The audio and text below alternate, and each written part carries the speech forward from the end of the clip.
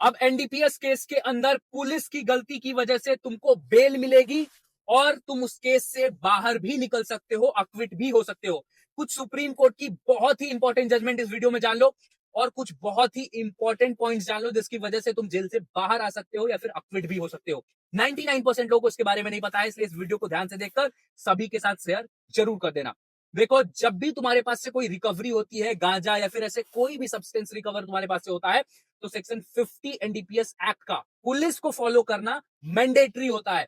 यानी कि तुम्हारा जो सर्च होगा वो किसी गैजेट ऑफिसर या फिर मजिस्ट्रेट के सामने ही होना चाहिए। अगर पुलिस ऐसा नहीं करती है तो तुमको ऐसे केस में बेल मिल सकती है। दूसरा है कि अगर तुम्हारे पास से कोई रिकवरी हो रही है तो सेक्शन 52A एनडीपीएस एक्ट का भी फॉलो करना पुलिस के लिए मैंडेटरी है।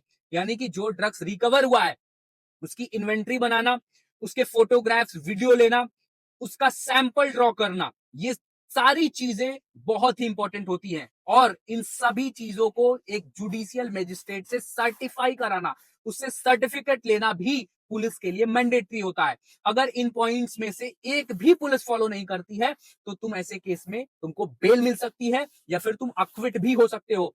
ऐसा ही सिमिलर केस है Nadeem Ahmed versus state of west Bengal का केस, जिसमें 52A एनडीपीएस का पुलिस ने फॉलो नहीं किया था, इसलिए सुप्रीम कोर्ट ने अक्यूज को अक्विट कर दिया।